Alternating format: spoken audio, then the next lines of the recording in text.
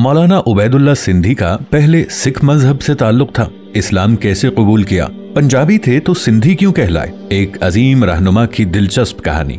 नाजरीन, बरतानवी राज के दौरान अंग्रेजों से आजादी हासिल करने के लिए कई तहरीकें चलाई गईं, जिनमें से एक तहरीक रेशमी रूमाल भी थी और इसके बानी मौलाना उबैदुल्ला सिंधी थे। बहुत कम लोगों को मालूम होगा कि मौलाना उबैदुल्ला सिंधी का पहले सिख मजहब से ताल्लुक था। दिलचस्प बात यह भी है कि वो सिंधी नहीं बल्कि पंजाबी थे। सिंध की मोहब्बत ने उन्होंने अपने नाम के साथ सिंधी लगाया था। मौलाना उबैदुल्ला सिंधी 10 मार्च 1872 को सियालकोट के गांव चियाना में एक सिख घराने में पैदा हुए थे और उनका नाम बूटा सिंह था। वो अपने वालिद राम सिंह के इंतकाल से 4 माह बाद पैदा हुए। उनके वालिद सुनार का काम करते थे।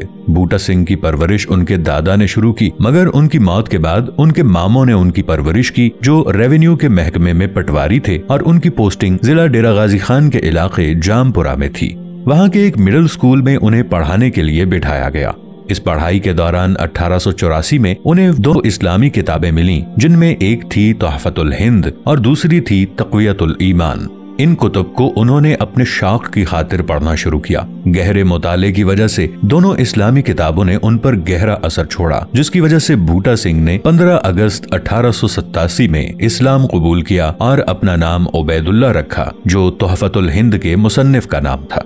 इसके बाद मौलाना उबैदुल्ला ने मजीद इस्लामी तालीम हासिल करने के लिए सिंध का रुख किया, क्योंकि उस जमाने में सिंध इस्लामी तालीम में खास अहमियत रखता था। वो फिर चूंडी में सीधे नामवर मौलाना हाफिज मोहम्मद सिद्दीक के पास गए, जिन्होंने उनकी इस्लाम से मोहब्बत देखकर उन्हें अपना बेटा बना लिया।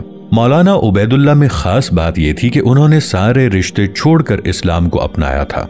मौलाना उबैदुल्ला ने सिंध में रहते हुए मौलाना हाफिज मोहम्मद सिद्दीक और वहाँ पर रहने वालों का प्यार, मोहब्बत और मेहमान नवाजी देखकर अपने नाम के आखिर में सिंधी लगाया। सिंधी कहलाने पर फख्र करते थे और सिंध में रहना शुरू कर दिया।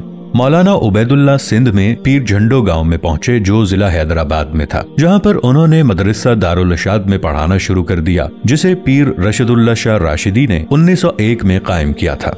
यहाँ पर मौलाना ने कई इस्लामी इनकलाबी शागिर्द पैदा किए और 10 साल की मुद्दत में वहाँ पर इस्लामी तालीम फैलाने में अपना किरदार अदा किया। सन 1889 में मौलाना उबैदुल्ला देवबंद मदरसा दिल्ली गए, जहाँ पर शेखुल हिंद मौलाना महमूदुल हसन के शागिर्द बन गए, जो एक बड़े इनकलाबी लीडर थे। वहाँ से वापसी पर वो फिर सिंध आए। 1891 में मौलाना ताज मोहम्मद अमरोटी के साथ रहना शुरू किया और वहाँ पर अमरोटी साहिब ने उनकी शादी मास्टर मोहम्मद अजीम यूसुफ जई की बेटी से करा दी।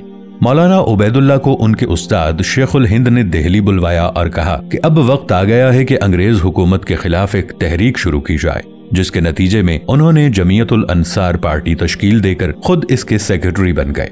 इसके अलावा उन्होंने नज़ारतुल आरिफ 1913 में दिल्ली में कायम की थी। मौलाना साहिब का एक बड़ा कारनामा ये भी था कि उन्होंने एक फोर्स जनौदुल रियाना तश्कील दी, जिसमें सिंध से मौलाना ताज मोहम्मद अमरोटी, मौलाना मोहम्मद सादिक खडेवारो, शेख अब्दुल रहीम सिंधी, अल्लामा असदुल्ला शाह ठुकराई शामिल थे, जिन्हें मुख्तलिफ जिम्मेदारियां सौंप दी गई थी।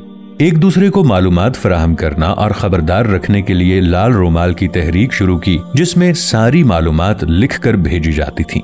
इस तहरीक में रेशमी रुमाल पर लिखी हुई तहरीर एक दूसरे तक पहुंचाने के लिए खास एतमाद के लोगों का इस्तेमाल किया जाता था, यानी कि ये उस दौर की इंटेलिजेंस का एक मुनफरिद तरीका था। नाजरीन, अब तक के लिए इतना ही। मजीद जानने के लिए हमारे इस पेज को लाइक कर लें, हमारे चैनल को सब्सक्राइब कर दें और वीडियो को शेयर जरूर कीजिएगा। मिलेंगे नई वीडियो के साथ, तब तक के लिए अल्लाह निगहबान।